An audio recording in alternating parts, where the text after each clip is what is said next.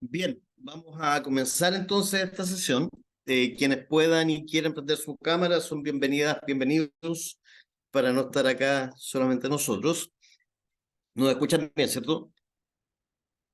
Si alguien levanta el dedo, la mano. Sí, profe, se escucha Se bien. escucha bien, Perfecto, profe. súper. Vamos a partir porque nos quedan esta sesión y dos sesiones más y vamos a ir clarificando algunas cosillas. En esta sesión vamos a terminar de trabajar instrumentos y vamos a mirar algunas cuestiones metodológicas. En la próxima sesión, que es la semana siguiente, vamos a trabajar diagnóstico con árboles de problemas. Y en la última sesión, que es, entiendo, la del 8 de noviembre, vamos a trabajar estrategias con gobernanza y gestión, gobernanza para la gestión de destinos, ¿ok? Con los aspectos metodológicos para mirar estrategias. Y luego de eso, el curso tiene 8 clases, entiendo, pero para no perder una clase en presentaciones, vamos a dejar las presentaciones para la sesión número 9, ¿ok? O sea, una última sesión adicional para tener presentaciones en el caso de aquellas personas que están tomando el curso de manera independiente, digamos, que están tomando solamente el curso. Para aquellas personas que tengan este curso como parte del diplomado, esas personas presentan sus trabajos en nuestra última sesión presencial que está programada según el calendario del diplomado. ¿Ok? ¿Hay alguna consulta respecto de eso antes de avanzar? Profe, entonces los del diplomado presentamos el trabajo en la presencial. ¿Y cuándo lo Presentan, entregamos? ¿O es entregan, ahí? no, ahí Ajá. lo entregan ahí. Lo Ah, entregan ok. ahí. Sí. ¿Ok? Quienes no lo tienen que hacer llegar antes por correo electrónico. Puede ser el viernes de la semana del 8, eso es 8, 9, el viernes 10, ¿ok? 8, 9, 10. Voy a mirar en mi calendario, un segundo. ¿Aquí está? Ah, ¿lo tenía ahí? Sí. Noviembre. Efectivamente, nos pueden hacer llegar el trabajo el 10 y entonces las presentaciones las dejamos para el miércoles que viene inmediatamente después del 10, ¿ok? Bien, vamos a entonces a continuar con la sesión, como acordamos la clase anterior. Estuvimos mirando particularmente instrumentos de planificación y particularmente de ordenamiento territorial, para que hoy día demos paso entonces a los instrumentos de planificación. En los instrumentos de ordenamiento territorial estuvimos discutiendo con Aldo varios instrumentos, siendo importantes y relevantes aquellos que tenían carácter vinculante, pero también identificamos aquellos de planificación que no necesariamente tenían carácter vinculante. Y para ir profundizando entonces hoy día en el curso vamos a, bueno, perdón, y luego de eso entonces finalizamos la sesión con Aldo presentándonos particularmente algunas técnicas, ¿cierto?, para poder hacer ordenamiento del territorio, análisis del territorio y particularmente instrumentos o técnicas que nos permitan delimitar y zonificar. Y acordamos, entonces lo dejó introducido, dejó los temas puestos sobre esos dos elementos que particularmente, o tres elementos que tenían, o técnicas que tenían que ver con el Google Earth. Hablamos también del otro programa, bueno, el GIS o el SIG, pero hablamos de un segundo programa que era el Wikiloc, ¿ok? Y nuestro compromiso fue iniciar entonces esta sesión hoy día mirando los elementos de delimitación, utilizando esos dos de las técnicas para luego rápidamente avanzar ya hacia herramientas de planificación de destino, donde vamos a mirar planes de desarrollo turístico y vamos a mirar planes de acción vinculados a SOIT, ¿ok? Eso. Entonces retomamos algo la última sesión y partimos contigo. Yo ya estoy grabando, ¿ah? Hola, ¿cómo están? Saludos a todas, todos, buenas tardes. Entonces, vamos a compartir pantalla.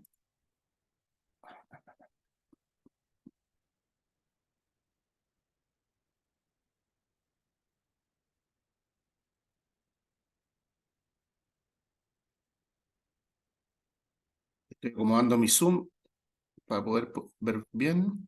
Y esta es un poco la clase, la sexta clase referente a herramientas de mapeo y revisión de instrumentos de planificación sectorial.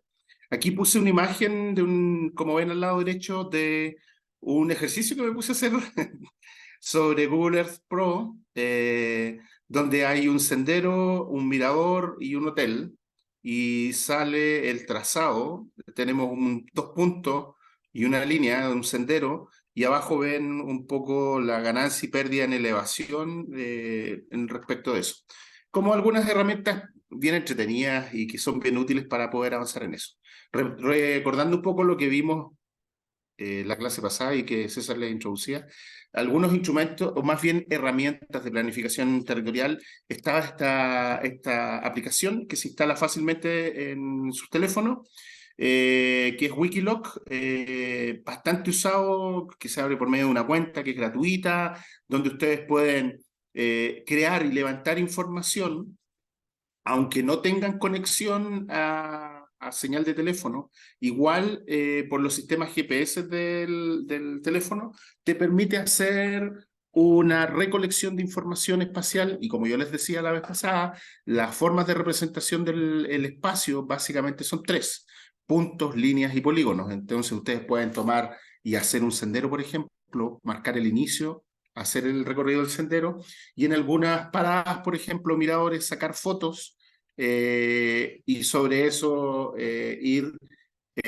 levantando la ruta en distintos formatos que quedan guardados en su cuenta y pueden ser descargados en distintos tipos de formatos.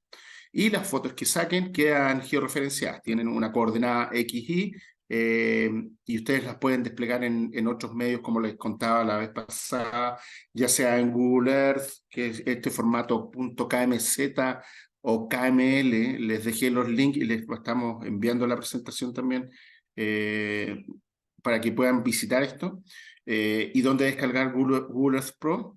Y también las herramientas de sistemas de información geográfico, donde está principalmente ArcGIS o QuantumGIS. Estas dos herramientas, Google Earth Pro, que es a nivel mucho más de usuario, y SIG, les permite a ustedes levantar información, analizarla, presentarla y generar reportes sobre eso. Y es un poco lo que les quiero explicar. Entonces, la lámina, antes de eso, como ven, están en estos vínculos que están acá, están donde ustedes pueden descargar la información, cada uno de ellos. Incluso hay un tutorial, aquí les dejé bien bueno, en YouTube que pueden visitar de cómo usar Wikiloc. Entonces, quiero pasar a esta parte sobre ejercicios de análisis territorial y básicamente tratar de aprender a georreferenciar, analizar y presentar información territorial en Google Earth Pro. Y para ellos también les dejé ese link de video de YouTube que es bastante bueno, pero les quiero explicar y hacer un ejemplo práctico para que vayamos viendo cómo ir utilizando esta herramienta. Entonces, voy a compartir de nuevo. Pero ahora sobre el Google Earth Pro. Y quería preguntarles de ustedes, ¿quiénes han visto esta herramienta? ¿Alguien no la conoce? Quizás que levante la mano quien no la conozca, Yo no los veo o acá. al revés, yo Sí. lo estoy ¿Cuál, viendo. profe? ¿La Google Earth Pro? Sí, Google Earth Pro. Yo solo modo muy usuario, pero para nada concreto, en verdad, como para revisar las cordilleras, el tema del proyecto del Avellano, pero lo hemos revisado así muy genérico, no hemos tirado línea ni definido polígonos ni nada de eso, Súper. pero es buenísimo, o sea, está súper actualizada además. Yo me volví loco cuando la vi por primera vez. Y, estas son puras imágenes satelitales. Y se va haciendo un mosaico de distintas imágenes satelitales, y aquí ustedes ven, por ejemplo, imágenes Landsat, pero a la medida que uno se va acercando, van cambiando la imagen. Por ejemplo, estas son del 2023, tienen de distintos periodos, y ustedes pueden ir viendo, por ejemplo, miren, la progresión de la parcelación, por ejemplo, de cómo se van abriendo ciertos territorios y cómo la accesibilidad va condicionando en cierta medida espacios, pendientes, agua, etc. Y esto está muy relacionado si nos vamos, por ejemplo, a Pucón, a propósito de lo que comentaba de herramientas de planificación territorial. A ver, aquí estoy. ¿Quieres comentar algo? Sí, José Sanzana estaba levantando la mano. José, ¿estás levantando la mano? Ah, sí, pasé a levantar, pero mire, la verdad que yo lo acabo de usar solamente para ver cómo tiene diferentes años. ¿Mm? permite proyectar en años también. Claro. Tiene herramientas de uso histórico aquí. En herramientas, Sí, si tiene una herramienta. a ver, déjenme ver, no eran herramientas. Imagen histórica. Aquí en ver imágenes históricas, uno puede ir viéndolo y girando la barra hacia otro tipo de imágenes para ver, incluso hay varios ejercicios de cambio de uso del suelo. Se los puedo comentar y enviar después. Pero efectivamente, como tú comentas, uno puede revisar imágenes satelitales históricas. Pero esto es súper importante porque, por ejemplo, como ven aquí ustedes, vemos el volcán Villarrica, vemos la ciudad de Pucón, vemos el lago, y podemos interpretar aquí ya desde la imagen, obviamente es nieve, áreas sin vegetación, bosque nativo e incluso las corridas de lava. Y cómo la geografía en definitiva va definiendo distintas zonas, incluso de riesgo. Por ejemplo, la corrida de lava es evidente que viene, o los lahares vienen por este lado, que es hacia la ruta a Curarrehue, donde está el aeropuerto, aeródromo debe ser este. Tienes que ir más lento porque está con retraso. Está con retraso. Entonces, ahí ustedes pueden ver distintos elementos. Pero es súper entretenido porque tú también puedes ver en 3 dimensiones con relieve cómo se relacionan los distintos elementos y ver un poco la geomorfología del terreno. Eso es bien importante porque, de nuevo, los accesos y la pendiente son algunos elementos que condicionan la habitabilidad de ciertos sectores. Pero podemos ir, por ejemplo, porque quería mostrarle un poco este ejemplo. Al lado del panel izquierdo están los lugares y la información que ustedes cargan en este sector que está acá y que estoy moviendo. ¿Ya? Y ahí ustedes pueden cargar lugares temporales e ir guardando sus lugares o su información en mis lugares. E ir creando información. Y después abajo, en el panel de abajo, donde dice uso de capas, ahí está concentrada la información que está online. Entonces tenemos la información del relieve, uno va cargando capas, esto se llaman capas. Uno las va cargando y va viendo distintos tipos de información, por ejemplo, como carreteras, etcétera, nombres de lugares, etcétera. Y así uno puede ir ya, empezar a ubicarse, ir complementando información. Pero quiero ir, por ejemplo, a hacer un ejercicio que lo hicimos también con Jürgen cuando estuvimos en la clase de ordenamiento territorial también, el cómo utilizar esta información. Y desde acá nosotros podemos interpretar, por ejemplo, esto es Valdivia, acá está el puente, podemos interpretar ciertos lugares, como el río claramente, la costanera, etcétera, y algunos lugares importantes, y sobre esa interpretación uno podría utilizar distintos tipos de información. Cuando usted se desplaza en el cursor al lado derecho, aparece este monito que se llama Street View, que es básicamente, uno lo toma y sin soltarlo, lo puede ubicar en algún lugar y soltarlo, y uno se sumerge en ese espacio y puede tener una vista de cómo es el lugar. Entonces hay una vinculación entre las imágenes satelitales y la vista en 3 dimensiones del espacio. Y de acá ustedes pueden salir. Eso es bien útil, es como un juguete bien entretenido, pero que de nuevo les permite a ustedes también ubicar información. Entonces, si lo pensáramos desde el punto de vista turístico, voy a hacer un ejercicio súper rápido. Quienes conocen Valdivia pasando el puente, aquí hay un servicentro, por ejemplo. Y en ese servicentro uno podría utilizar información y cargarla. Y decir y cargar información por medio de puntos, que es este icono que está acá, líneas o polígonos. Elegir el primer punto, que es el servicentro, por ejemplo, y le vamos a poner aquí servicentro, perdón, acá, servicentro, y uno puede obtener características de ese lugar, y uno lo puede ubicar en el espacio o puede ir mejorando la resolución y decir, ya, aquí está la entrada al Servicentro.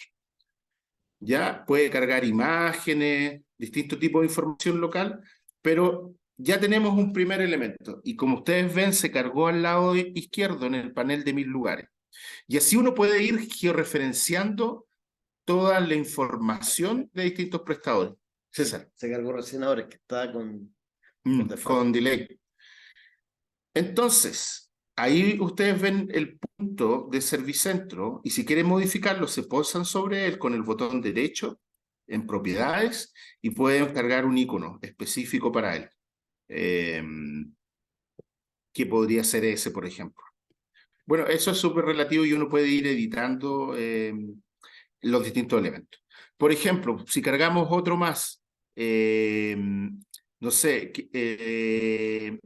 aquí hay un bulevar donde hay varios prestadores de servicio de alimentación, escribimos bulevar, y en él podemos tener más información, por ejemplo, las coordenadas, siempre a veces te piden, oye, ¿cuáles son las coordenadas en las cuales se ubica?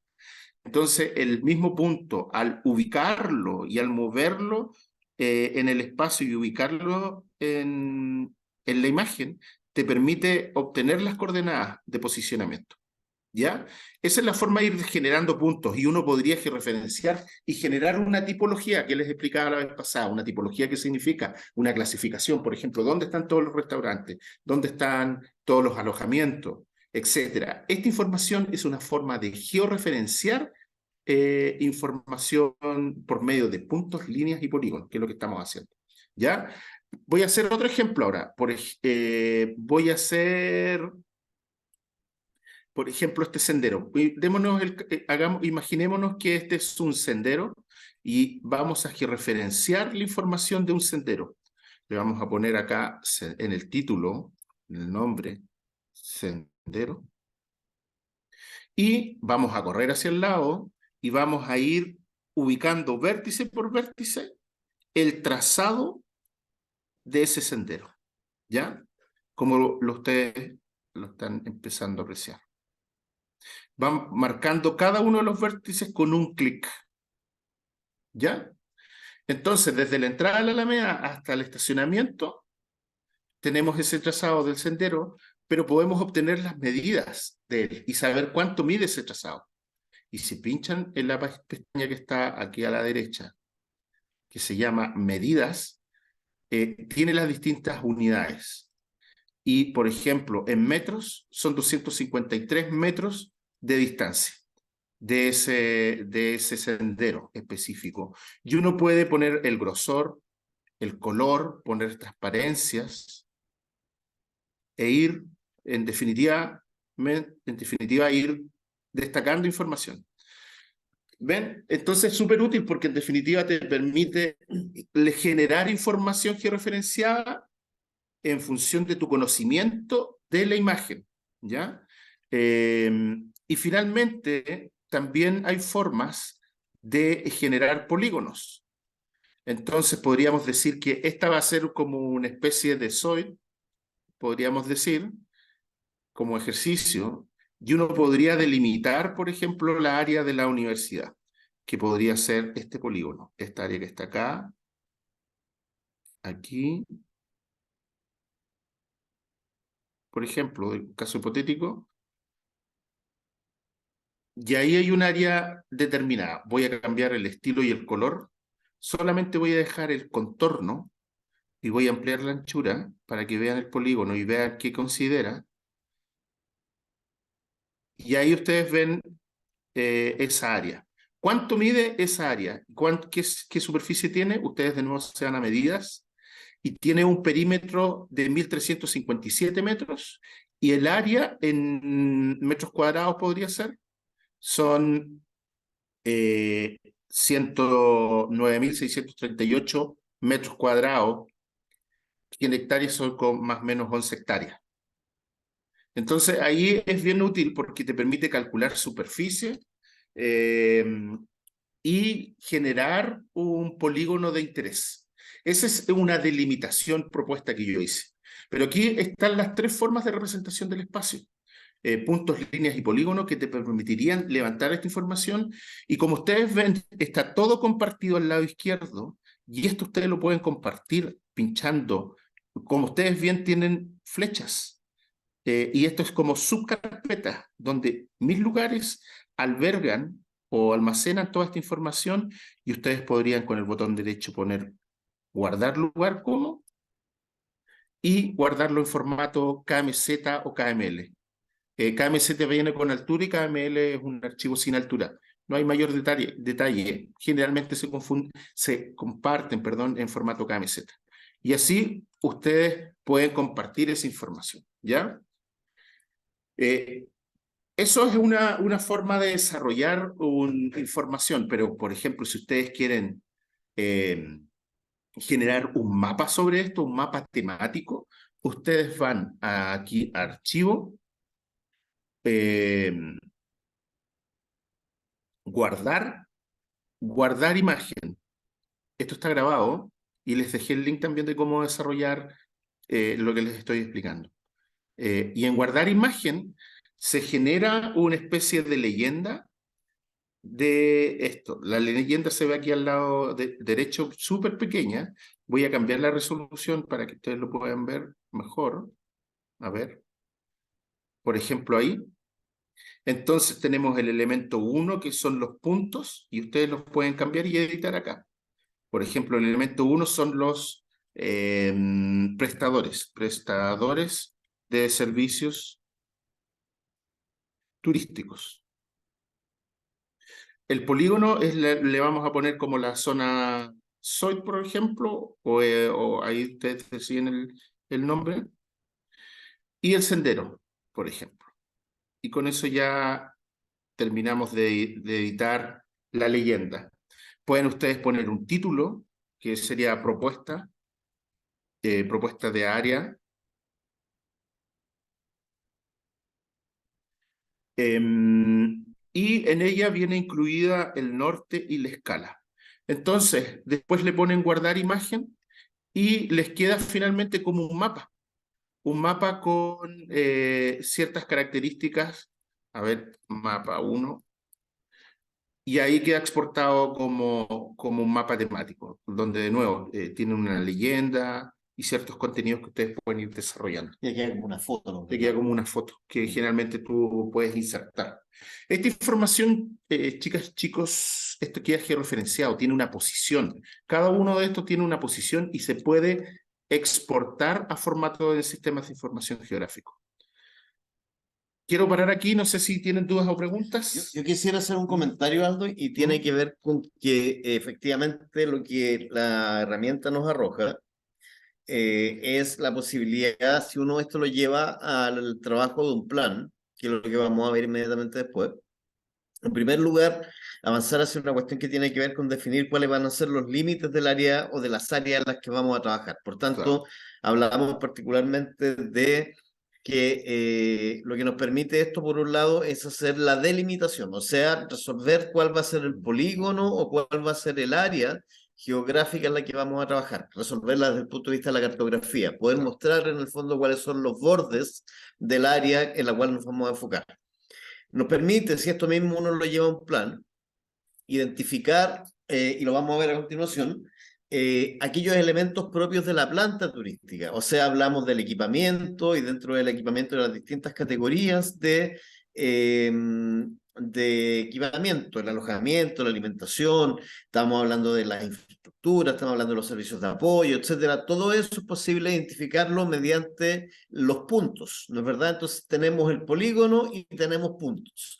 Pero luego uno podría no solo identificar rutas existentes, sino que para aquellos que estén interesados en trabajar, por ejemplo, el diseño de rutas, lo que permite es no solo identificar y mapear a los prestadores de servicios en una ruta, sino también mapear el trazado de esa ruta.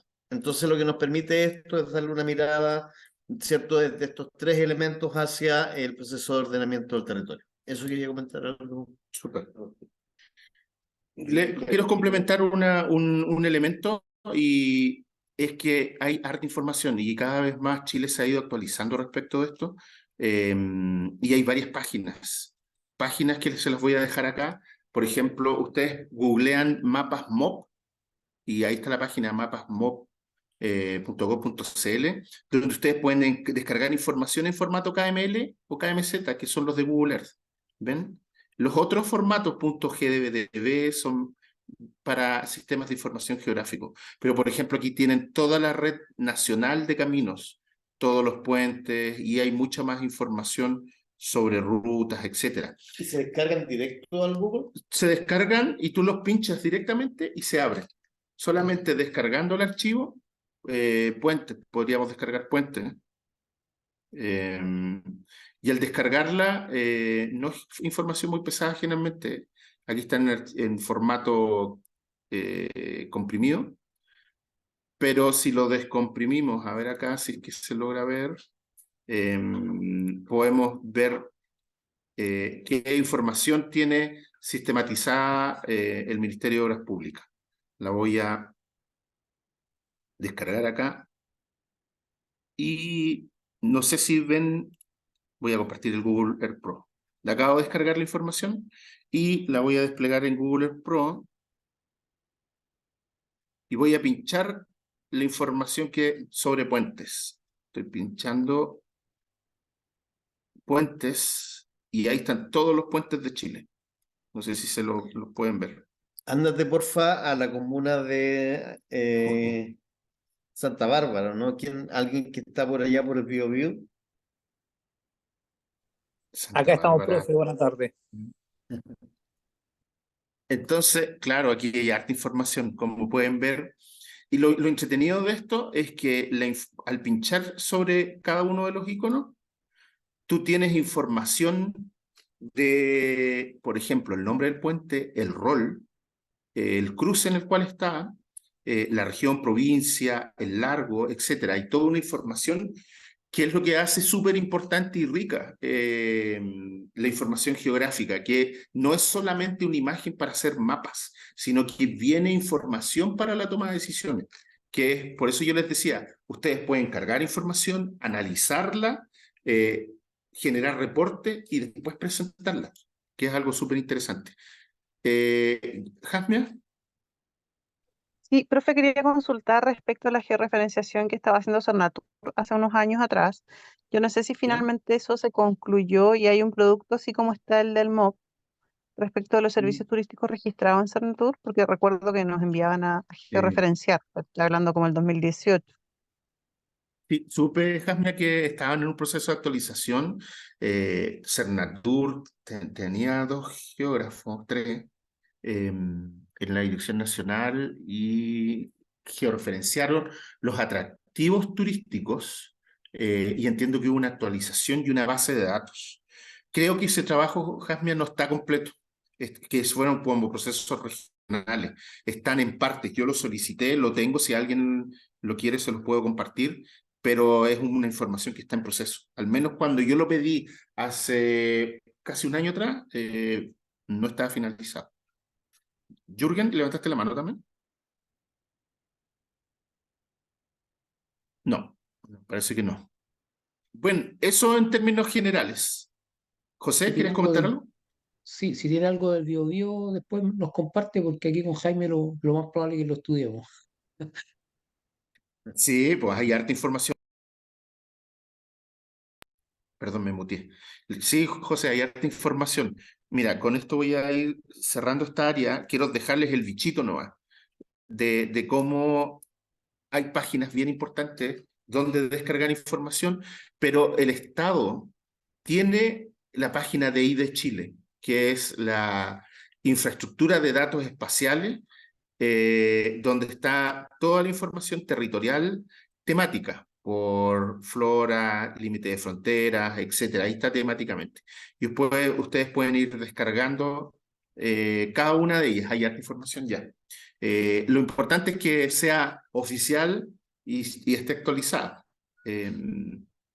Pero esa, así como otras, hay varias más páginas oficiales. Por ejemplo, desde la perspectiva de medio ambiente, el Ministerio de Medio Ambiente tiene un CONAF tiene, por ejemplo, no sé si ustedes han escuchado del catastro de bosque nativo, Y el catastro de bosque nativo es una capa de información que se ve en sistemas de información geográfico que te permite saber los usos de suelo. ¿Qué son los usos de suelo? ¿Dónde están las praderas? ¿Dónde están los bosques? ¿Dónde están los caminos? Las plantaciones, los lagos, etcétera. Bienes nacionales también tienen una buena plataforma. Claro. El Por Ministerio de Bienes Nacionales. Por ejemplo, hay varias importantes, por ejemplo, mapas de Servicio de Impuestos Internos, también tiene información sobre los roles y ustedes unos pueden ir pinchando en los límites de propiedad, cuál es el rol, etcétera. Hay harta Para mirar la información. propiedad. Claro, para mirar la tenencia de la tierra. José está levantando la mano. ¿O no? José. Justamente, disculpe. Justamente yo quería preguntarle con respecto a lo mismo. ¿Esas capas de roles estarán dispuestas? Yo me acuerdo que en ArcGIS tenían capas de roles hace años atrás. Yo también era forestal, así que por eso conocí un poco el tema. Ahora, Mira, yo no sé si esas capas estarán dadas para el KMZ del Google Earth, ¿o no? Mira, hay varios, José. Mira, esta es la información, no sé si No no, estás estoy compartiendo compartiendo. pantalla. Espérenme un poquito. A ver, les comento, hay harta información que está principalmente en formato más técnico, que es formato Shape, que es de sistemas de información geográfico. Pero también pueden encontrar información básica sobre, para verlo en Google Earth. Esta es la información que yo les decía de Servicio de Impuestos Internos y ustedes pueden elegir la comuna y qué tipo de información. Por ejemplo, buscar por rol. Si uno pincha aquí comuna, puede ir eligiendo y solicitando la información. Esta información, particularmente de tenencia de la tierra, es una información muy, muy delicada. Chile tiene un régimen de propiedad muy fuerte y lamentablemente la información sobre propiedad está muy dispersa en Servicio de Impuestos Internos, en los conservadores de bienes raíces, bienes nacionales tiene otro. Ustedes saben que el SAC también emite permisos de parcelación y pasan también por cambios de uso de suelo y cartografía. Entonces, con esto les quiero decir que la información está dispersa, no, y cada uno tiene distintos tipos de información y no está todo consolidado. Cuesta de la información espacial, la más difícil de conseguir es tenencia de la tierra, tenencia de la tierra, propiedad. Y generalmente quien lo vende es el SIREN.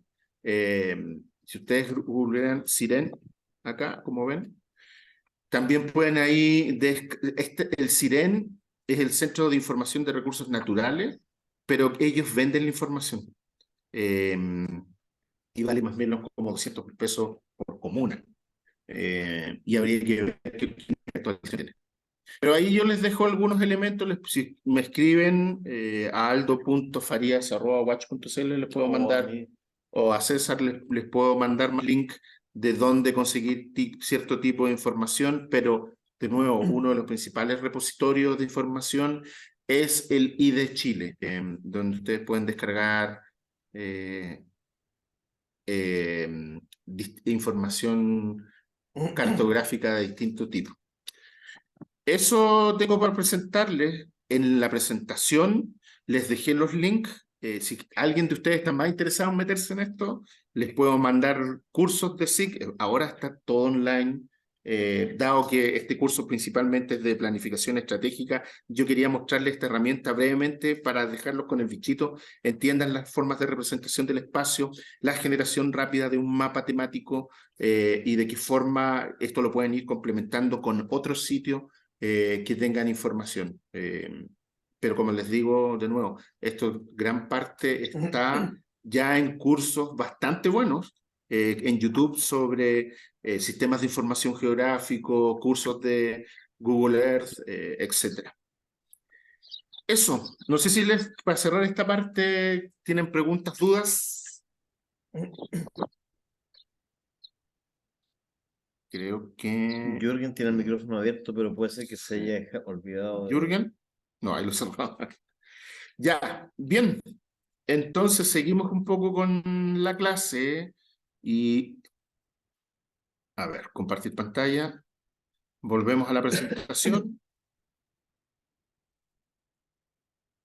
Y pasamos a la lámina siguiente. Está molestando la barra del Zoom. Que sería la planificación del espacio físico. César, ¿querés tomar? Sí, yo sigo de acá. Entonces, bueno, para ir conectando las piezas,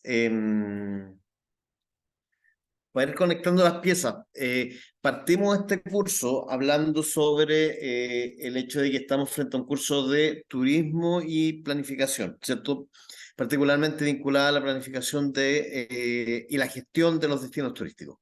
Dijimos también que mirando básicamente qué es el concepto de planificar, cómo me muevo desde un momento A un momento B, pasando por un proceso, ¿cierto? Que me va a permitir mejorar una situación que yo evidencio no funciona bien o que quiere funcionar mejor, lo hacemos a la luz de un proceso, ¿cierto? Un proceso que es el que hemos denominado planificación, y dijimos planificar ¿para qué? Para gestionar los destinos turísticos, básicamente, para gestionar el territorio.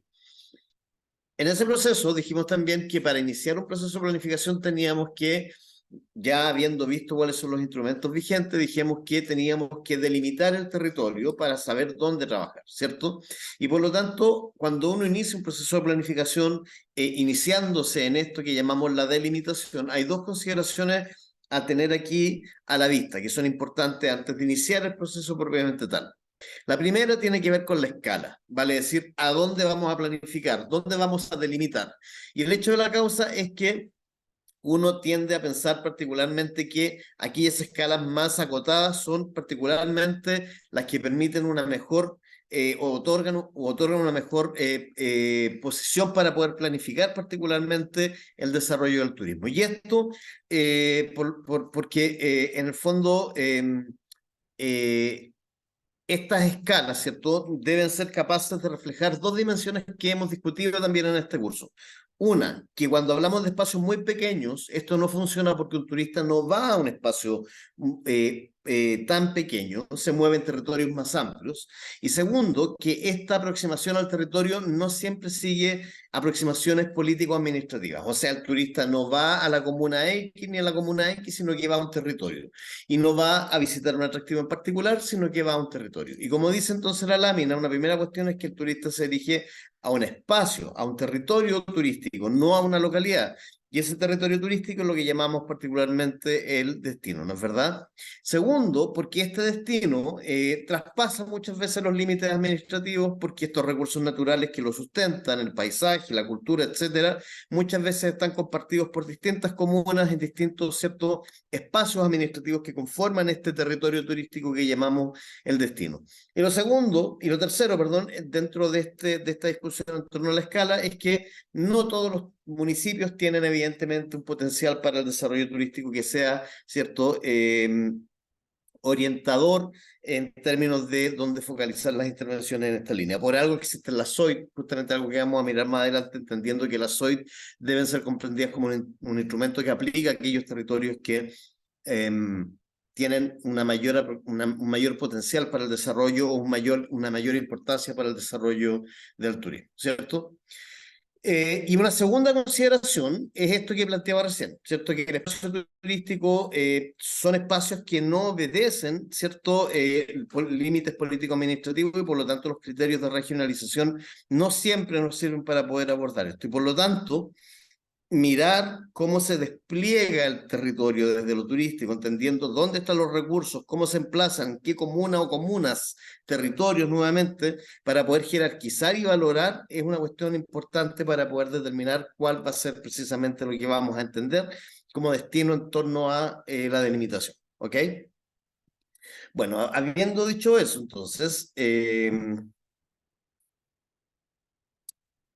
uno de los instrumentos que quisiéramos discutir hoy día es precisamente lo que llamamos un plan de desarrollo turístico, que hoy día la verdad es que uno va moviéndose en direcciones que traspasan un poco esto del mero ejercicio del plan de desarrollo turístico. Me explico, hoy día hay aproximaciones un poco distintas a entender que hay otras metodologías para poder también mirar el desarrollo de un territorio, los planes de acción, utilizando modelos como el Canvas, por ejemplo, u otras aproximaciones que nos sacan un poco de la estructura tradicional de lo que conocemos como plan de desarrollo turístico. Pero concentrándonos en esta mirada más tradicional, podríamos entender particularmente que el plan de desarrollo turístico es una herramienta, ¿cierto? Es una forma por la cual vamos a tratar de ordenar el desarrollo de esta actividad que es el turismo, ¿cierto? Y lo vamos a hacer particularmente en consideración a lograr objetivos que nos permitan el bien común de la sociedad en ese territorio, el desarrollo productivo, ¿cierto? La equidad, la participación y evidentemente el ordenamiento. Una cuestión que discutíamos con Jasmia y también con Karina, si no me equivoco,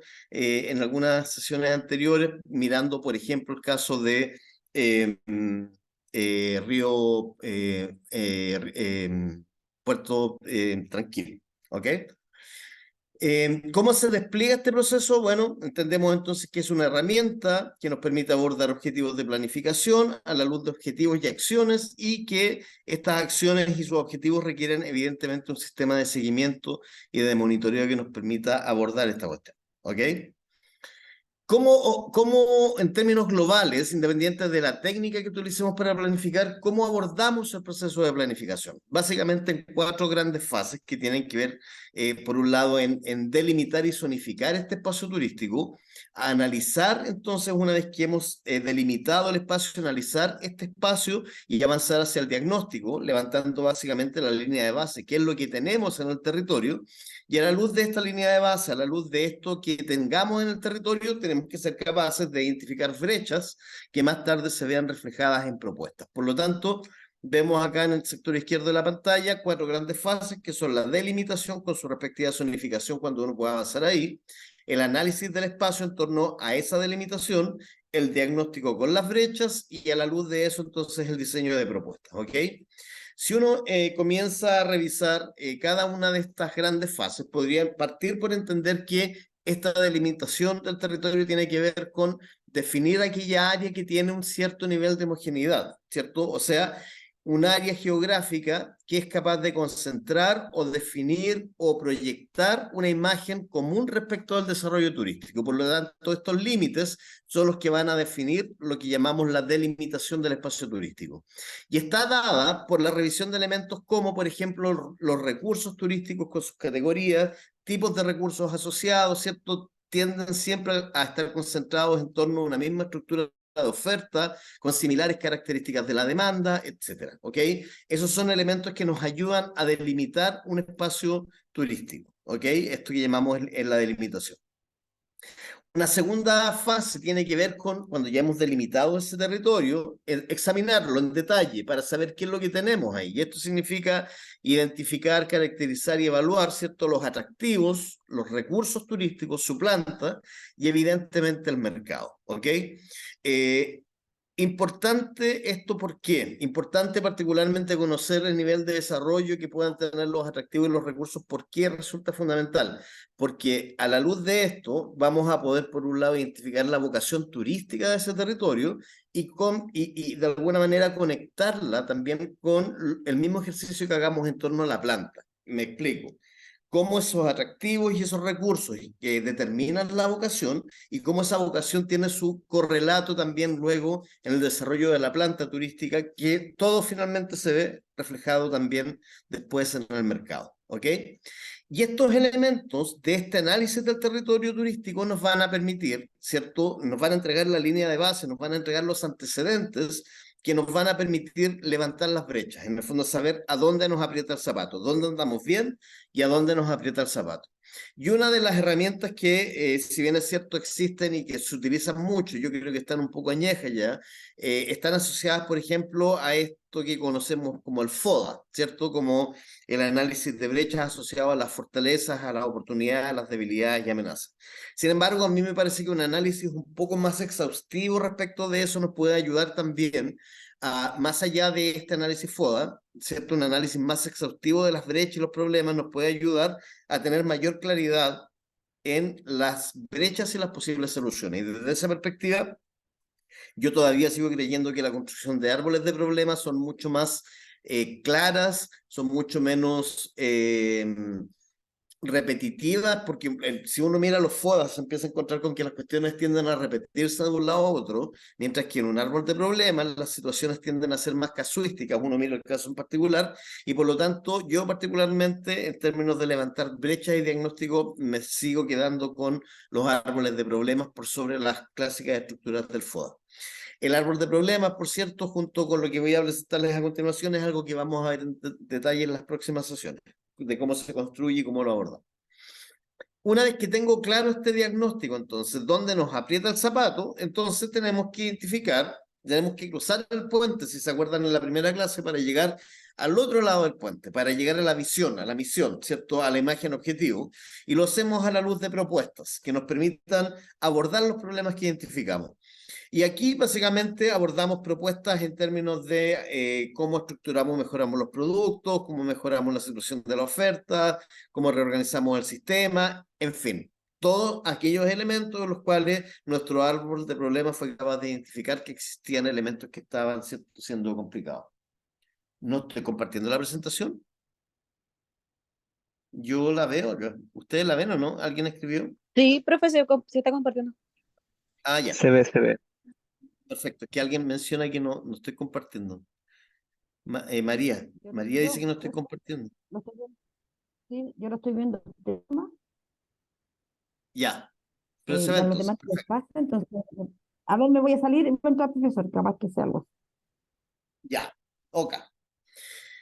Y entonces, a la luz de estas propuestas, lo que tenemos que hacer es construir un pool de programas y proyectos, básicamente, que asociados al árbol de problemas, metodológicamente, a mí también, en lo personal, me parece que las estructuras de marco lógico como herramienta, como técnica, son mucho más orientadoras para poder formular propuestas de desarrollo que estén mucho más claramente conectadas con las brechas y con los problemas. Y por lo tanto, a la luz de eso emerge entonces el plan, nuestro programa y nuestra cartera de proyectos. ¿Ok? ¿Alguna consulta hasta acá? No, ya. Súper. ¿Cómo se simplifica esto? En el diagrama que tenemos acá, partimos por la delimitación y zonificación, ¿cierto? Que corresponde a la delimitación geográfica, el diagnóstico, que es el momento cero, que nos da cuenta del punto de partida, la foto inicial, ¿cierto? Respecto de la situación, nos va a entregar el diagnóstico y nos va a dar una panorama respecto de cuáles son los problemas a abordar, y finalmente avanzamos hacia la construcción de un plan que va a tener propuestas de desarrollo, ¿cierto? Para dar solución a las brechas que hemos identificado. Y aquí miramos algunos ejemplos. Tenemos aquí particularmente un plan de tour conducido en Tortel y nos da cuenta particular, esto es un trabajo que condujeron colegas del Instituto de Turismo de la Universidad junto con nosotros en el programa Austral Patagonia, ¿cierto? Que nos muestra, ¿cierto?, cómo en términos de proceso se condujo este plan de tour, ¿cierto? Una fase primera con un diagnóstico participativo, que nos llevó a la construcción de una imagen objetivo, un plan de acción y una cartera de proyectos, todo esto cruzado por condiciones que son transversales, que incluyen la participación, validación, articulación y socialización, y donde abajo vamos mirando, ¿cierto?, cómo emergen los temas, ¿cierto?, que están vinculados a este proceso. Aquí tenemos otro ejemplo, mismos autores, esto es el plan de desarrollo turístico de la comuna de Torres del Paine y Puerto Natales, era el destino turístico natal de Torres del Paine, son dos comunas, y donde miramos metodológicamente que lo que ocurre aquí es que se conforma un equipo, se actualiza un diagnóstico, había un diagnóstico turístico en ambas comunas, y por lo tanto dijimos, más que avanzar en un nuevo diagnóstico, actualicemos lo que hay, ¿cierto? Se presentó este diagnóstico, se validó y se elaboraron propuestas de imagen objetivo y un plan de acción, ¿cierto? Que luego fue priorizado en términos de sus actividades para poder preparar el plan final, ¿ok? En términos metodológicos, mismos autores, mismo contexto, pero esto es un plan de tour en la comuna de Cisnes, ¿cierto? Donde yo quiero mostrarles particularmente cómo se aborda la participación dentro del proceso, ¿cierto? Básicamente se replica esta noción de que hay 4 pilares que son un input para todo el proceso, ¿cierto? La participación, la validación, la articulación y la socialización, donde ustedes podrán ver ahí básicamente cuáles son los elementos involucrados en cada uno de estos 4 pilares, ¿cierto? Con las herramientas utilizadas, talleres, sondeo, entrevistas, reuniones, ¿cierto? Para avanzar en el diagnóstico, la imagen, plan de acción y cartera de proyectos. Y cómo acá, desde el punto de vista del diagnóstico, en un Pladetur, el mismo Pladetur, el de Cisnes, cómo se fue construyendo y cómo esto refleja de alguna manera lo que hemos ido conversando acá. Partimos arriba, en la parte superior, un cuadro que nos muestra los aspectos de delimitación, cuáles son las localidades que están incluidas dentro del análisis, asociado además a sus fases de desarrollo turístico para entender mejor qué es lo que ocurría en cada uno de estos lugares, ¿cierto? Y con eso entonces se pasa a, insisto, en el diagnóstico, el levantamiento de la información secundaria disponible, el catastro de atractivo de recursos, ¿cierto? Y el análisis FODA, ¿ok? A partir del cual luego se construyen las propuestas de desarrollo. Se construye la imagen objetivo y las propuestas de desarrollo que emergen particularmente del diagnóstico, de la imagen objetivo, las entrevistas, talleres, de las mesas técnicas con las cuales se estructura el trabajo, ¿cierto? El análisis de brecha, etcétera, y que en este caso está asociado a los ejes que vemos acá: infraestructura, sustentabilidad, gobernanza, etcétera. ¿Ok? A la luz de esos elementos, entonces construimos luego el plan de acción que va a tener programas y proyectos en particular, ¿ok? Para dar cuenta de cada uno de esos. Vamos a profundizar en esto, un pincelazo rápido porque es introductorio para poder mirar en la clase siguiente elementos propios del diagnóstico, ¿ok? Y luego en la última clase elementos propios de la construcción de planes de acción, en tanto la definición de propuestas de desarrollo, ¿ok? Eso, hasta acá llego yo. Ahora pasamos a mirar pasamos a darle una mirada rapidita a zonas de interés turístico como instrumentos de ordenamiento y planificación. Perdón, ¿hay alguna consulta antes de avanzar ahí? A ver. Sí, yo, profesor, tengo una consulta. En esos planes que ha participado la Universidad Austral, no sé si eso lo han hecho para poder hacerlo y asumir ese trabajo, ¿ha sido vía, no sé, por licitación pública? No, nosotros hemos en el programa, o sea, existen mecanismos de licitación. A ver, perdón, la pregunta viene desde el mandante o desde el ejecutor. Porque el mandante, del mandante, no. Nosotros hemos logrado establecer acuerdos de trabajo con algunos municipios en el marco del programa Austral Patagonia, que es el proyecto que dirigimos junto con Aldo en Patagonia, donde lo que nosotros hemos hecho es llegar a acuerdos con determinados municipios para poder echar a andar una estrategia de desarrollo que fortalezca la relación entre las comunidades y las áreas protegidas. Y en esas comunas hemos puesto a disposición algunos recursos del programa para poder elaborar planes de desarrollo turístico comunal, toda vez que eso permita potenciar esta relación de beneficio entre las comunidades y sus áreas protegidas. ¿Ok? Entonces, estos Pladetur que yo les menciono particularmente están en el marco de ese acuerdo que hemos establecido con algunos municipios. ¿Como Desde el convenios punto de de vista colaboración? correcto, con convenios de colaboración. Ok. Eso. Y no sé si me podría contar o poder entrar en detalle de cuáles, porque esto obviamente no es algún trabajo que se haga de manera gratis. ¿Cuáles son como los montos como por un plan estratégico? Lo que pasa es que en- depende de los territorios. Yo no sé si exista un estándar, porque depende mucho del territorio, como se supone que además tiene trabajo de campo, dependiendo de Talleres. no es, talleres, etcétera. No es lo mismo un Pladetur, por ejemplo, en Puerto Williams, que uno en Coyhaique, o uno en Puerto Varas, o uno en Corral. Por la cercanía, por cuán accesible puede ser el destino. Además, cada caso es distinto en la lógica de que en algunos casos, o sea, la mayoría de los casos los municipios ponen alguna contraparte en términos de financiamiento y eso se traduce, por ejemplo, en la estadía del equipo, que a veces eso permite bajar costos, etcétera. Entonces no existe un estándar que yo pueda decir, mira, una Pladetur. media de un Pladetur cuesta tanto, porque depende del caso a caso. Ok, gracias, profesor. Bueno, ¿más Súper. consultas? No. Nada, ya. Vamos. Ok. A ver cómo estamos en la hora. Nos Nos queda media queda hora. media hora. Ya. Mira, es bien interesante la pregunta que hiciste y complementarte desde la experiencia. Hay a veces ciertas licitaciones que hacen los mismos municipios, a veces con fondos de los gobiernos regionales, de la Subdere principalmente, claro, para poder desarrollar estos estudios que, mira, desde mi experiencia, yo creo que no valen menos de 10 millones de pesos, aunque sea lo No, más no, básico, no, no no, no, vale, no. claro. De hecho, Sí. de 15, claro, de 15 a 20, pero depende mucho de la complejidad y la lejanía que en cierta medida que tengan ¿cómo se llama?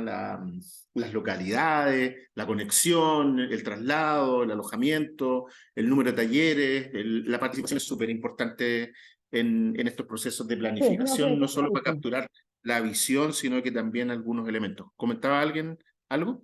No, y son largos además. Sí. Son largos. Uno piensa que podrían tomar, no sé, pues 6 meses, 8 meses, y hubo uno que particularmente nos tomó más de un año, porque costaba mucho poder concretar que las partes se encuentren, conducir los talleres presenciales, etcétera. Alguien creo que tenía un comentario acá.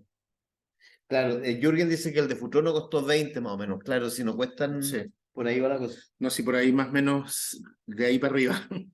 Pero aquí de nuevo hay un elemento que es súper importante, que es la participación, porque si tú quieres hacer un buen diagnóstico y una buena definición, un diagnóstico estratégico que te diga, mira, esto es lo que queremos desarrollar, estas son las potencialidades del territorio, las debilidades, etcétera, el encaminar un proceso de planificación acordado es necesario para el involucramiento y en ese sentido los alcaldes o el consejo comunal son súper importantes que estén a esa escala, pensando en estos instrumentos de planificación estratégica para el turismo, y en ese sentido las SOIT y los PLADETUR son dos tipos de instrumentos de planificación bien importantes. PLADETUR es más bien orientativo respecto de lo que establece en su plan, y SOIT es mucho más vinculante en realidad. Y vinculante porque hay varios elementos que lo refuerzan desde un decreto, que tiene ciertos elementos, que hablan de estas condiciones especiales para la atracción turística, que son sujetos de protección también. Pero básicamente lo que busca una SOIT es gestionar un territorio que generalmente es un subconjunto de una comuna, porque tiene y llama a la focalización territorial para poder tener logros concretos en el desarrollo de ese plan de acción. Pero otro elemento súper importante es el reconocimiento de esta gobernanza o esta gestión público-privada para fomentar la actividad turística, donde la construcción participativa, la coordinación y el compromiso de ejecución es importante. En estos instrumentos siempre se cree que con lo que demora y cuesta ponerse de acuerdo en desarrollar el plan, el final del camino no es cuando se termina y se aprueba el plan, y generalmente cuando se corta la cinta, sino que es un desafío en el tiempo mantener y darle vida a ese plan. Y de qué forma la gobernanza, los distintos actores, sus roles y sus capacidades se van poniendo a disposición para la ejecución de ese plan es algo sumamente crítico. Por eso que la construcción participativa, el mapeo de actores temprano, la convocatoria temprana de ciertos actores es algo súper determinante para una buena construcción de este plan de acción, que idealmente deben ser liderados por el municipio, Cernatur y otros actores. ¿Quiénes empujan más la carreta? A veces hay distintos empoderamientos y lo discutíamos. A veces los privados empujan bastante, pero hay un marco en el cual hay un reglamento de zonas de interés turístico que básicamente habla de que los directores regionales son en cierta medida de Cernatur los que tienen que ir empujando esto de la gobernanza y todo lo demás. Pero ¿por qué declararse SOI? Porque es un instrumento de fomento o sea, generalmente estos instrumentos de planificación lo que hacen es llamar a los distintos actores a ponerse de acuerdo y que no se ocurra un desarrollo espontáneo, sino que sea de acuerdo con respecto a una visión y una forma. Entonces, fomentar de forma coordinada y planificada un territorio escrito, buscar la coordinación y la definición de una visión común, el liderazgo, sobre todo desde los municipios, que a veces cuesta involucrarlo mucho, o a veces, dependiendo del empoderamiento que tengan a veces los alcaldes, si es que tienen una dirección de turismo o no, a veces las motivaciones son para proteger un lugar, otras son con un fin político para cortar una cinta, etcétera. Pero eso es bien importante de ir identificando a los actores y el por qué se quieren declarar SOI. El reconocimiento oficial por el Comité de Ministros del Turismo y un decreto que le da valor a ese plan de acción y una aterrizada territorial y también un apoyo en el Comité de Ceremis del Turismo. Obviamente hay una priorización de distintos instrumentos de fomento productivo y evaluaciones periódicas de ellas. Esto que está aquí está en el papel, está en una ley, en la ley 20.423 y en el reglamento. El tema, y ustedes bien saben, quienes han trabajado con SOI y con otros instrumentos, es que a veces la ley no se cumple. Y la ley habla que, por ejemplo, no recuerdo bien el artículo, creo que era el 14, referente de cómo la SOI interviene o son sujetos de financiamiento prioritario y van a recibir más puntos al momento de postular a proyectos. Eso ha sido súper difícil de plasmar porque a pesar de que, por ejemplo, Corfo está dentro del Ministerio de Economía, no se ha podido llegar a acuerdo en la coordinación entre Subsecretaría de Turismo, Cernatur, Corfo y otras instituciones que incluso están dentro del mismo ministerio. Entonces, esto que está en el papel es más bien orientativo. Hay mandatos que son por ley y uno debería exigirlos y debería ir presionando y ir con la ley impresa y decir, pero director, ¿de qué forma hacemos y plasmamos esto que es por ley y donde están mandatados en cierta medida a conseguir esos recursos y ver la forma? Entonces, con esto quiero decirle que hay una brecha entre lo que dice la ley, entre lo que dicen los reglamentos, las expectativas y lo que ocurre en la realidad.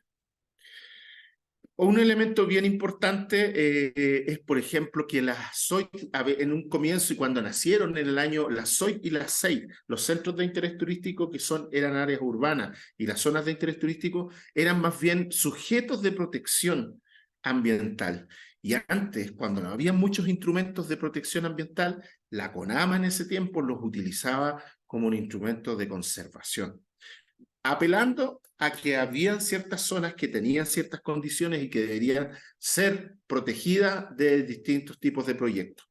Es ahí que se conceptualizó y se generó una visión de utilizar la SOIT como un instrumento de protección netamente de protección. Pero, y aquí hay un instructivo, abajo del link, sí lo son. Las SOIT efectivamente lo que buscan es que se resguarde la condición de aquellos elementos que permiten atraer a los turistas, las condiciones especiales.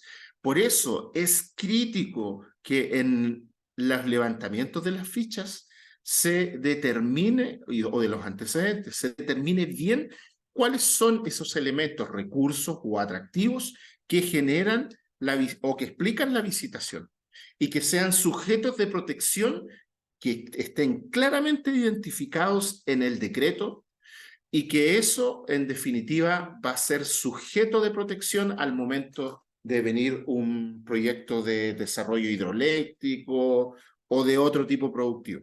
Eso es súper importante y lo que les dejo aquí es un instructivo del Servicio de Evaluación Ambiental donde establece un poco las formas en las cuales tiene que estar considerado este elemento.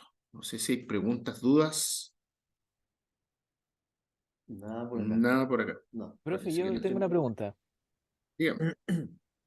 Ya, que estaba pensando en una protección de otro tipo, como que no cabe en el fondo en la SOIT, sino que estaba pensando en la bahía, porque yo estoy acá en Mejillones. Entonces, claro, la SOIT tiene que ser en un espacio como de tierra, no en el mar, no en el océano. Y Porque no podría. O sea, estoy pensando en las características de una SOIT y no tengo oferta turística eh, en la bahía. O sea, No, como pero que ¿y qué todo pasa si está. Manuel, pero qué ocurre si la atracción está en la costa y en el mar? Hablamos, por ejemplo, de una bahía, como tú bien dices, que tiene avistamiento de ballenas, que tiene pingüinera. Los recursos y Ujú, los atractivos no están en ese caso están en el agua y en la columna de agua. ujú. Ya, sí, toda la razón. Ahí está el recurso. No sé si la Sí, oferta pues. turística, como No, pues, para la declaratoria SOIT, imposi- como para cumplir imposible, con. eso imposible sostener la oferta en el agua, como tú bien dices, Claro. pero el elemento central de atracción, por eso lo que plantea el Aldo respecto de la importancia de tener muy claro la relevancia, jerarquía y magnitud del recurso y del atractivo, porque si ese atractivo y la SOIT está sustentada en el recurso agua, evidentemente el desarrollo turístico está asociado a eso. Ahora, es un caso interesante porque yo no he visto, ¿tú has Sí, visto sí, SOIT? hay soy. Ok. Sí, hay soy que consideran porciones marinas, rutas marinas, Ya. etcétera, y lo que buscan es justamente resguardar El atractivo y el recurso. claro, el recurso en este sentido. Por ejemplo, la SOIT Siete Lagos, que se llama SOIT Siete Lagos, que se creó pucha, el año, no recuerdo bien, pero tiene que haber sido alrededor del 98, 99, que fue una de las primeras, Panguipulli. La Soy Siete Lagos no considera los cuerpos de agua, siendo Soy Siete Lagos. Pero la versión original, bajo No, la no, ley no. 1224. Claro, y que después tuvo que emigrar a la 20.423. Claro. Entonces, hay espacios marinos que sí se consideran, por ejemplo, la zona de Valdivia, consideraba en el humedal del río Cruces, a donde está toda la operación turística hacia el humedal, el avistamiento de avifauna, considera en la redacción del decreto las condiciones especiales para la atracción turística. Ya. Entonces, sí lo puede haber. Oye, Tengo la mano levantada. sí, Sí. estaba Jürgen y luego Súper, estaba gracias. Jasper. Perdón, Manuel, podemos, si quieres, después Sí, era discutir para, esto no, en detalle, pero me parece interesante tu punto. Súper, muchas gracias. Jürgen era para y complementar Jasper. ahí también con... ¿Se escucha? ¿Aló? ¿Aló? ¿Aló? ¿Se escucha bien? Perfecto. ¿Aló? Sí. Ya. Era para complementar ahí con igual con un ejemplo concreto, la Zoid Futrono Lago Ranco tiene dentro del polígono dos lagos, el Ranco y el Maihue, y efectivamente el polígono abarca parte de ambos lagos, no así el lago completo porque efectivamente parte del atractivo turístico es el lago, pero no toda la cuenca como tal. Entonces se deja fuera, por ejemplo, una parte que está hacia Río Bueno, que no es como parte de los atractivos turísticos. Y por el lado del lago Maigua igual se deja otra parte que es como bien difícil acceso, que en verdad no tiene sentido que esté dentro del polígono porque tampoco representa parte del atractivo turístico de ambas comunas y de la SOI. Entonces como que ahí hay un ejemplo híbrido en donde toca parte del cuerpo de agua y otra parte la deja fuera. Super Jürgen. Jasmine. Bien, no super. Sí, o sea, mi comentario tenía que ver más o menos con lo mismo que plantea Jürgen, que acá, bueno, la primera SOIT de la General Carrera, bajo la ley antigua, bajo el reglamento antiguo y todo, ocupaba casi todo el cuerpo de agua, si no me equivoco, todo el cuerpo de agua, porque se hizo precisamente para proteger en esa época, 99-2000, de la salmonera, que se querían instalar. Gracias a Dios no se instalaron y ahora ya con el empoderamiento es muy difícil, así es que bien. Pero en el trabajo de la segunda SOIT, el proceso que se inició en 2015, eh, al poner, ya creció mucho el polígono porque el desarrollo turístico en los distintos polos de la provincia, digamos, de las dos comunas, fue mayor, entonces hubo que incorporar y ninguna comunidad que quiso quedar fuera. Entonces, los talleres participativos donde decíamos, oye, es que si la comunidad no participa, entonces queda fuera nomás. Y llegaba toda la comunidad, entonces teníamos que tener un polígono gigante. Corríamos el riesgo que el ministerio también no, o sea, el comité de ministros nos diga que era muy grande la superficie, que es una de las aprehensiones que siempre ellos tienen.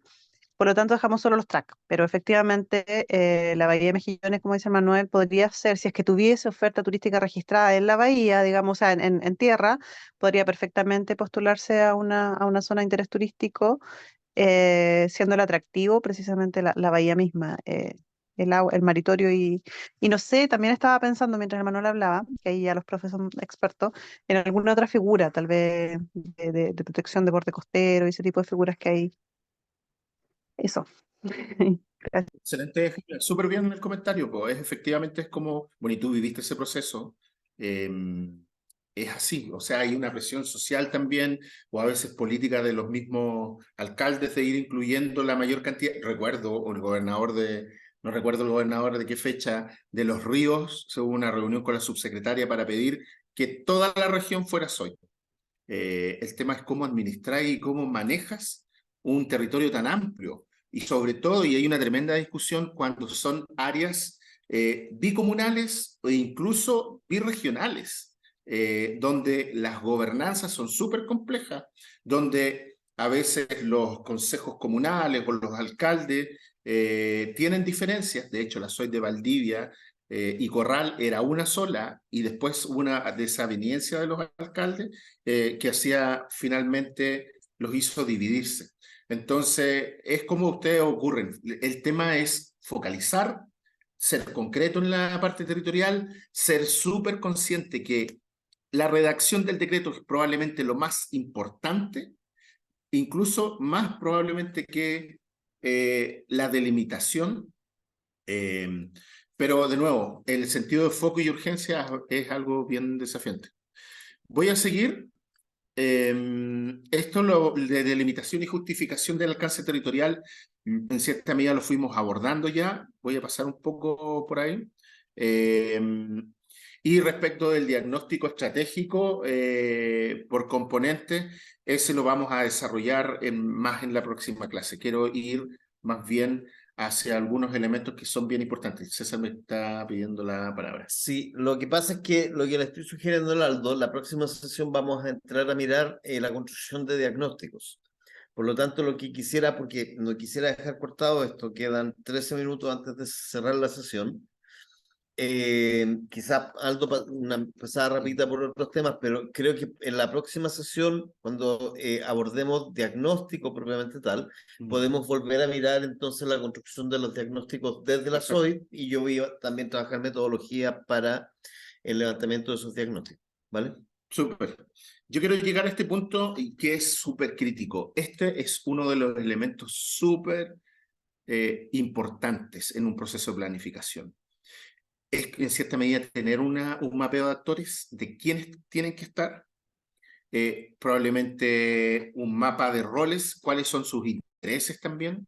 ¿Por qué se los digo? Porque la participación es demasiado determinante, y en la medida que sea lo más temprana posible, desde el periodo cero, es muy importante para ir generando este involucramiento. Otro tema muy importante es los medios de verificación de cada una de las actas, listas de asistencia, convocatorias, que no sean a último día, última semana. A veces son territorios muy complejos, pero estos elementos son muy críticos en los procesos de planificación para demostrar finalmente un apoyo transversal.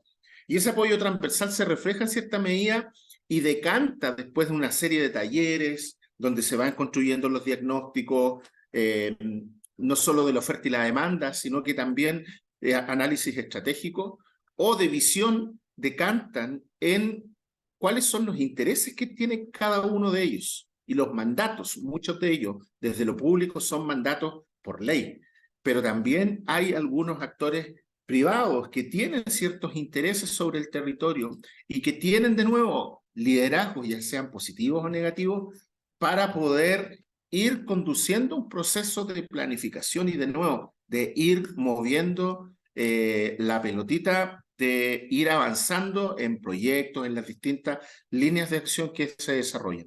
Eso es muy determinante, determinar las formas de operación, tomas de decisiones, sesiones regulares, es algo muy, muy importante.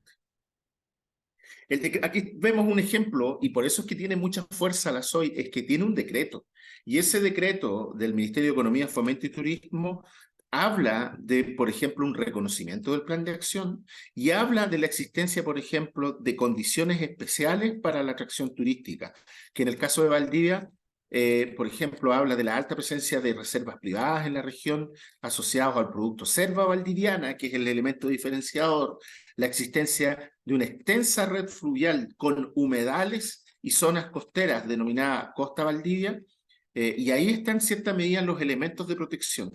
Y obviamente, ¿qué es la visión que se está proponiendo el área? Entonces, ahí hablamos de un elemento que es un decreto, y por eso, ¿quiénes son los mandatados a llevar y la ejecución de eso es muy importante? Ustedes ven ahí clarito, los ríos, Cruces, Valdivia, Calle, Caucao, Cutipay, están protegidos por ese decreto. Y obviamente todo el proceso de declaración SOIT está en este reglamento del 2016 que establece el procedimiento para la declaratoria SOIT. Y que de nuevo es un proceso bastante desgastante, complejo, pero que genera de nuevo esta suerte de ponernos de acuerdo en una mesa, eh, construir las propuestas, priorizarlas, y pasa por distintos temas de consulta. Jasmia, tú comentaste un elemento que finalmente, cuando llegan las propuestas técnicas a la Subsecretaría de Turismo, se va generando un expediente, una carpeta, y ese expediente, que es público y que ustedes la pueden ver en la página de la Subsecretaría de Turismo, es enviada a cada uno de los ministros del Comité de Ministros del Turismo, que revisan y observan. Particularmente, Economía es alguien crítico porque es un ministerio de Economía, Fomento y Turismo, donde está la Subsecretaría de Pesca, por ejemplo, y otros elementos, otros actores también, que tienen intereses desde la perspectiva económica y que tratan de compatibilizar esto. Entonces, hay observaciones de distintos otros servicios que, por eso viene el punto 3, consulta con otros organismos del Estado donde se ofician y llegan observaciones. Por eso, la calidad de la propuesta técnica y la coherencia de la propuesta técnica en términos de lo que se está hablando en la visión, que tú lo ves reflejado en acciones, que está atacando ciertas brechas y que tiene un foco súper específico en lo territorial y particularmente en las acciones, son cosas que finalmente van dando sustento y fuerza a una declaratoria SOI. Y lo más importante, el plan de acción y las evaluaciones que se hacen periódicamente. Les dejo aquí el detalle del procedimiento en la presentación. Esto está todo en la página de la Subsecretaría de Turismo. Y tengo eso, quiero abrir un poco la discusión para los pocos minutos que nos quedan. Comentarios, dudas. No hay nada, todo tan claro. Están todos callados. A lo mejor no están, Cansados ni siquiera están ahí. o aprendieron mucho.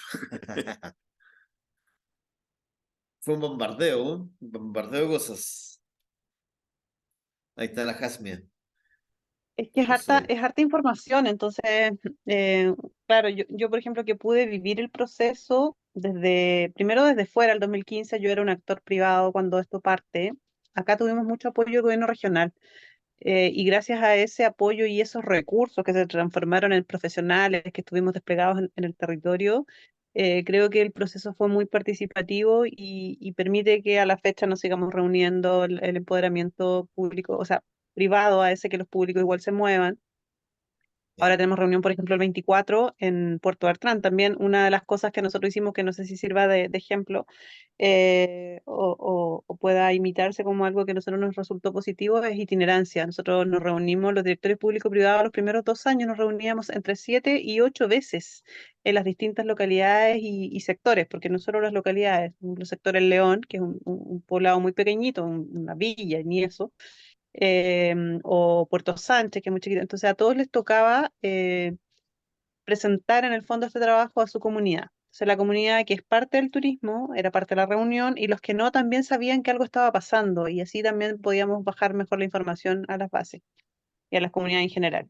Entonces eso fue como un acierto haber hecho esa itinerancia, y lo mantenemos. Claro que hoy ya es menos, Hoy no tenemos recursos disponibles, entonces por ahí peleamos recursos por el PER, nos conseguimos luquitas para apoyar el traslado a los privados, y no sé, una reunión de almuerzo para que igual sea como más rico y quieran asistir, y los coffee y todo eso, pero como no tenemos recursos, ya estamos bajando la itinerancia a 2 veces al año. Nos hemos reunido ya los últimos 3 años, yo creo. Bueno, y online muchas veces más, pero de forma presencial 2 veces al año, que es también lo que exige el reglamento, que al menos nos reunamos 2 veces al año como directorio público privado de la SOI. Eso quería comentar así como para, no sé si a los chiquillos que están recién pensando en una SOI, es un proceso largo, es un proceso que requiere de recursos y de bastante esfuerzo de todos en el fondo. Todos. Sí, Jasmine, a mí me tocó del otro lado verlo y revisarlo desde la Subsecretaría de Turismo y es un proceso complejo porque como te decía, nosotros, de hecho, yo tuve que defender dentro de los 6 ministros, presentarles la solicitud y defenderla. Y defenderla para que en definitiva no las corten y haya, por ejemplo, el Ministerio de Energía, me recuerdo en la SOI de Futaleufú, que incluía, o sea, las condiciones especiales para la atracción turística era el río, y era uno de los ríos que más caudal y generación de energía, donde el Ministerio de Energía le tenía puesto el ojo para generar energía que le daba, recuerdo que casi la mitad, todas las zonas sur era increíble.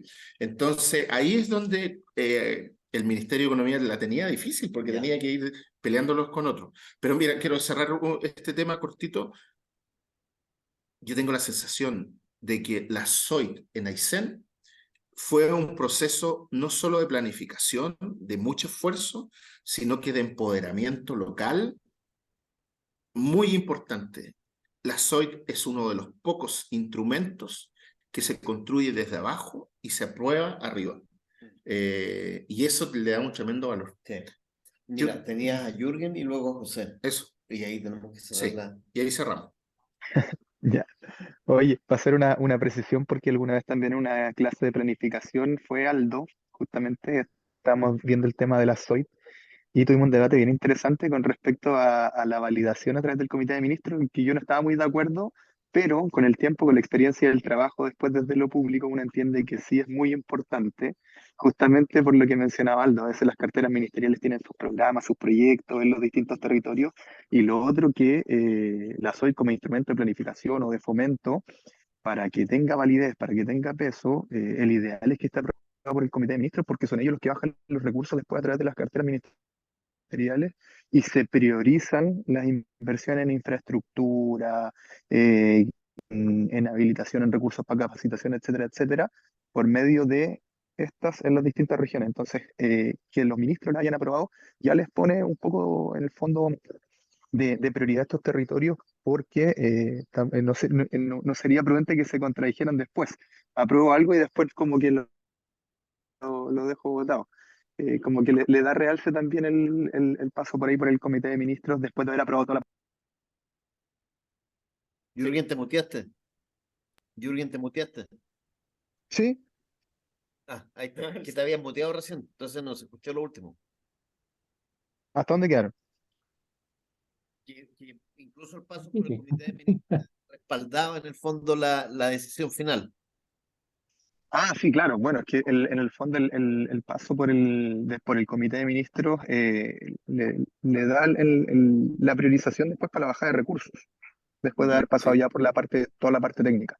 Entonces, eso es como igual súper importante, que muchas veces la gente como que no lo entiende cuando no le ha tocado vivir la experiencia o trabajar dentro del servicio público, que la parte política es muy importante porque son políticas públicas las que se aplican y que se financian y en el fondo las cabezas de los ministerios son actores políticos. Por eso lo importante del rol del director regional, de los técnicos, de los alcaldes, de los jefes de servicios, de ir machacando con esto. Y por cierto, Jürgen, no te olvides de tu clase de política, pero las decisiones políticas son técnicas y al revés, las técnicas tienen una dimensión política importante también, entonces no son excluyentes. Eso. José tenía la palabra. Sí, bueno, estoy tratando de digerir porque hay harta información. En el caso nuestro, la verdad es que yo no aseguraría que, que la toman como un tema que te va a llegar recursos. Nosotros lo usamos más que nada para defender varias situaciones que teníamos. pero en términos de infraestructura y recursos estamos al igual que cuando presentamos el SOI, a cerca de 12 años. Entonces, la verdad que el avance ha sido casi nulo, pero eso depende Sí. mucho de los actores políticos, de las municipalidades, pero no es que te dé la seguridad que vas a apalancar recursos. Eso nos ha pasado en la octava región. Nosotros fuimos la segunda en Chile y llevamos muchos años con el tema, pero nos ha costado un montón asumir ciertos roles o sea, lo que más ha empujado han sido los privados esto. Eso es la realidad. Sí, bueno, en la práctica ahí hay un tremendo tema, po, porque lo hablábamos de hecho en unas sesiones anteriores, una declaración SOIT no siempre se ha traducido en una mayor asignación de recursos. Y no es que la ley establezca que va a asignarse más recursos de manera directa, sino lo que la ley establece es la necesidad imperiosa de coordinar y focalizar la inversión pública para eso. Pero eso tampoco siempre ocurre. Y eso es un tremendo tema, como bien explica José. Sí. Bien, pues, oye, Son las 8 son y las nos 8. están diciendo que tenemos que cerrar la sesión. Me están llegando los WhatsApp de Sandra. Un gusto. Nos vemos en la próxima sesión. Oye, Gracias, profes. estamos entrando en tierra Gracias. final, así que esto va a ser intenso en las próximas 2 semanas, ¿eh? Para que estén ahí con las antenas paradas. Preparado. Les vamos a enviar Gracias. la grabación y la presentación. No sé si ya le hicieron llegar las anteriores, pero estamos mandando todo. Sí, Eso. llegó todo ya. Gracias, Sí, profe, profes. Muy gracias. bien. Un Chao, abrazo chao, grande. compañeros. Chao. Gracias. Chao. Chao. Chao. Chao, gracias. Chao, chao.